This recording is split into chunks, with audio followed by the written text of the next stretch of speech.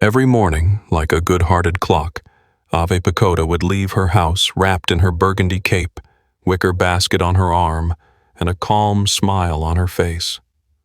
She walked along the stone paths to the village market, where the smells, colors, and voices wove the same old song, that of a simple life.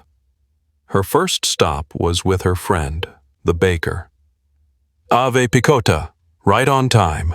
I just pulled the loaves out," she said, flour on her cheeks. "You know it. Nothing wakes me up better than the smell of your bread." They caught up amid crunchy crumbs, curious stories, and laughter that tasted of childhood. Then she stopped by the fruit and vegetable stall, where Carmela was waiting. "Good morning, Ave Picota. Today I've got apples red as the sunset. And I bet they're delicious." And so they chatted about recipes, the weather, and the latest gossip from the market. The third stop was Marina's fish stall. "I've got fresh trout today, just in from the river. Or would you rather have sardines with lemon? If it's no trouble, I'll take the trout."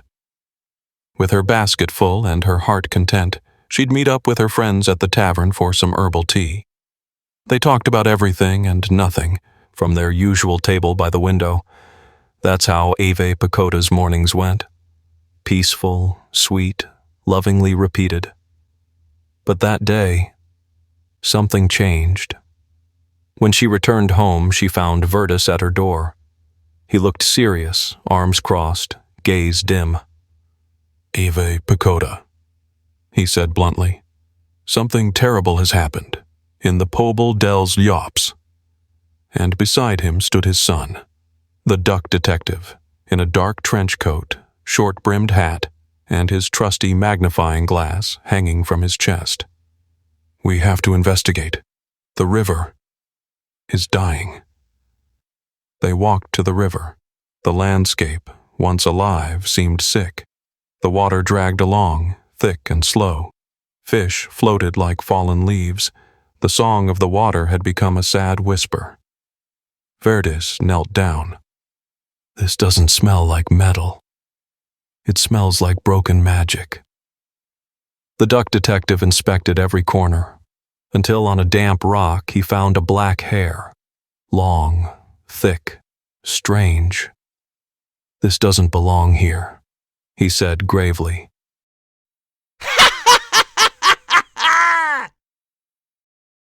But the river wasn't the only place. Along the way, they discovered a destroyed olive field, broken branches, torn-out roots. The duck found another black hair. It had been there too.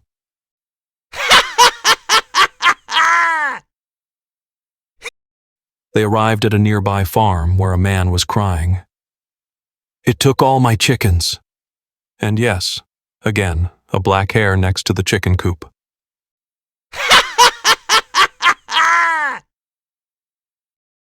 At the village market, the stalls were overturned, the awnings ripped.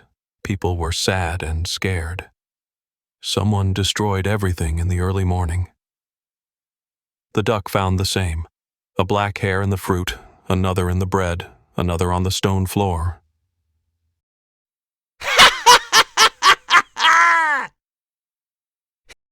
Then they reached the village bank, where a bag of coins had been stolen.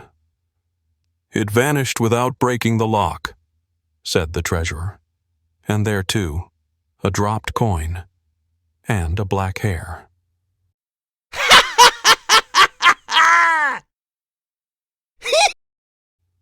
In the cellar, an old wine bottle was missing. And what was left behind? Exactly, a black hair.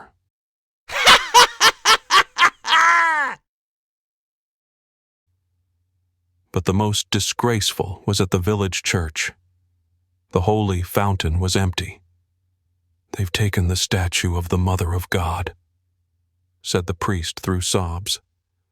And yes, there too, a single black hair lay as if mocking them all.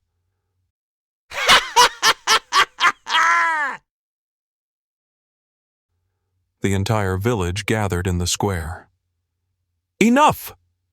said Marina. We can't let it destroy everything we love, shouted Carmela. We must find it. Stop it, roared Verdis. The duck detective was deep in thought. He paced in circles until he stopped. If something wants to move unseen, it seeks the dark. And if it wants to move all over the village without being caught, then it uses the sewers. They gathered flashlights, ropes, traps, and courage. They descended into the depths of the village. There, among the mud and echo, they found it. The creature of black hair, red eyes, sharp smile, hairy, twisted body like it was made of shadow and envy. It was asleep, surrounded by its loot: coins, bottles, chickens, apples, and the fountain statue. Verdis gave the order. The villagers, united, began moving stones. The duck coordinated every push, every seal, every corner. Clack, clack, clack. They raised a wall of living stone, tall, strong, impenetrable. When the creature woke up, it was too late. It screamed, shrieked, pushed. But it couldn't get out. It was trapped. Forever.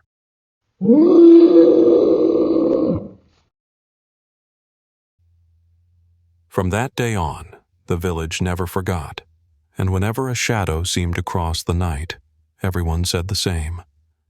You don't belong here, because when something bad shows up in the Pobl dels Lops, the whole village rises, and A Picota, Verdis, and the duck detective carried on with their days, buying bread, talking recipes, drinking tea, but always alert, in case the broken magic ever tried to return.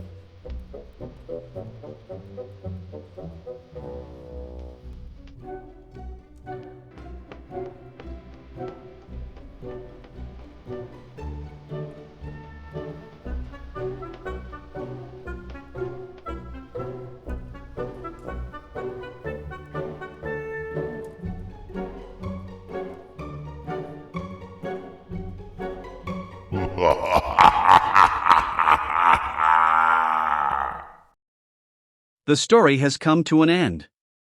If you like this story, I invite you to continue exploring other narratives that will take you to worlds full of magic and emotion. Click on the other videos and immerse yourself in new adventures with Verdis and A Picota.